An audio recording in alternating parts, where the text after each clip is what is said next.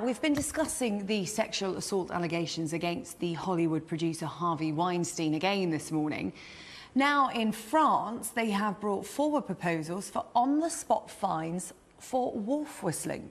So, this morning, we are asking, should wolf whistling be banned? To discuss this, we have the women's writer at The Telegraph, Radhika Sangani, and the assistant editor of Spiked, Ella Whelan. They are in our central London studio for us this morning. Good morning to you both. So, wolf whistling, where do we stand on that? Radhika, if somebody wolf whistles at you, what do you think? Oh, I absolutely hate it. You know, like many women, it's happened to me my whole life. I remember the first time was when I was still wearing primary school uniform. Personally, I often feel really distressed. I absolutely hate it. I feel really uncomfortable. And depending on how severe it is, I can feel really threatened and quite scared. Ella, what about you? If you were wolf whistled at in the street, do you have a similar reaction to Radhika? Different strokes for different folks. I tend to roll my eyes or come up with something quick and hopefully witty to say back to the person who's behaving badly. On the topic of banning it, though, I think that makes me feel really nervous, not only because the idea of having a fine to deal with this seems like the completely wrong way to go about enacting social change, but also it just seems completely impractical. How would you do that without, having police on every street corner watching every interaction that a woman has on the road? I think it's a very bad idea. Well, we have on-the-spot fines, Ella, for using your mobile phone at the wheel, for people who don't pick up after their dogs. Why should this be treated like that? Because Radhika made a really good point there, that it's young girls, underage girls, that somebody sometimes wolf whistled at. That isn't acceptable. No, it's not acceptable at all. I don't think anyone would argue it's acceptable, but it's the way that we deal with it, which I think is important.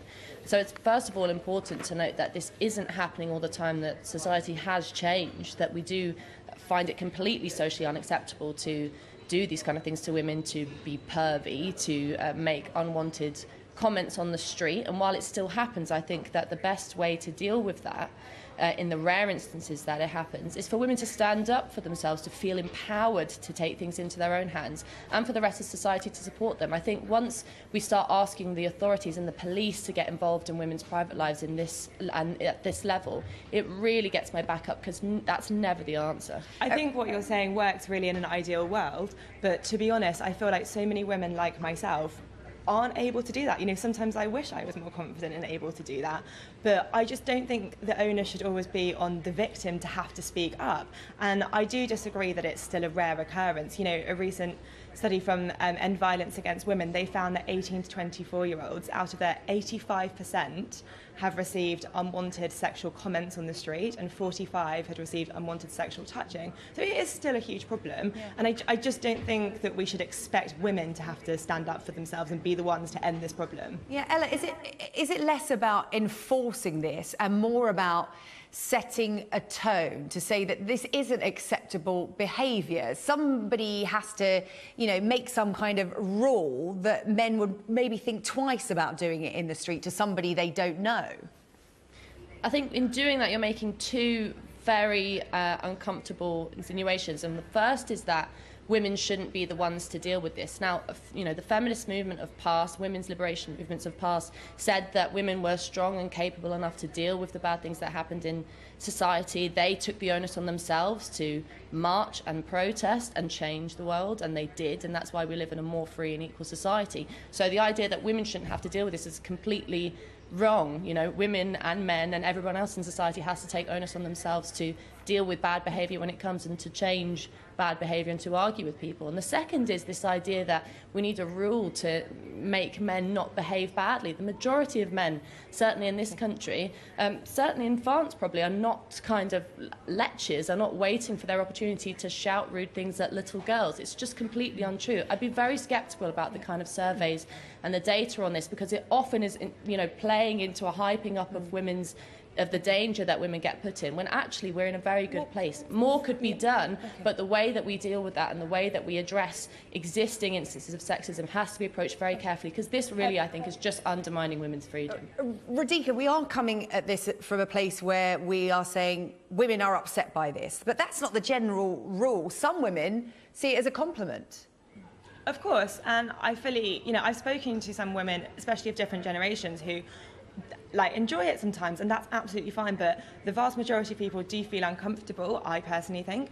And secondly, the fact is that we need to accept that everybody's got different opinions on this, and for the people who do feel really threatened and uncomfortable, they should be, we have these measures in place for them.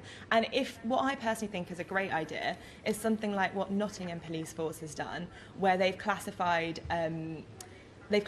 wolf whistling and unwanted sexual comments as a hate crime. So it's no dramatic change to the law, there's no on-the-spot fines, it's nothing so drastic as that, but it's just a simple change in a definition which allows women to report the incident, and it allows police to investigate them and support those women. Okay, shoe on the other foot. I've just had this tweet in from Liam Summers. He said, so in that case, if the shoe was on the other foot, should hen nights be banned, Ella? Because there's a lot of wolf whistling and a lot more that goes on those, targeting men. I think I've probably shouted at guys on the street when I was a teenager. Obviously, it's a bit different from a grown man shouting at a young girl. But I think really what this is under, that's a great example of how kind of, I think, destructive about social relations this is. To have, I think what happened in Nottinghamshire was absolutely scandalous. To have catcalling and wolf whistling classed as a hate crime. You could go to jail for doing that. That's completely dystopian. The whole thing about this is it's inviting the authorities, inviting the police, inviting the state into our personal interactions, when these things can be and should be ironed out between individuals and between members of the public. This is not something for the police. When things get serious, that's when it's something for the police. Yeah, I think we're in danger of... I think we're in okay. danger of painting a really patronising view of women here.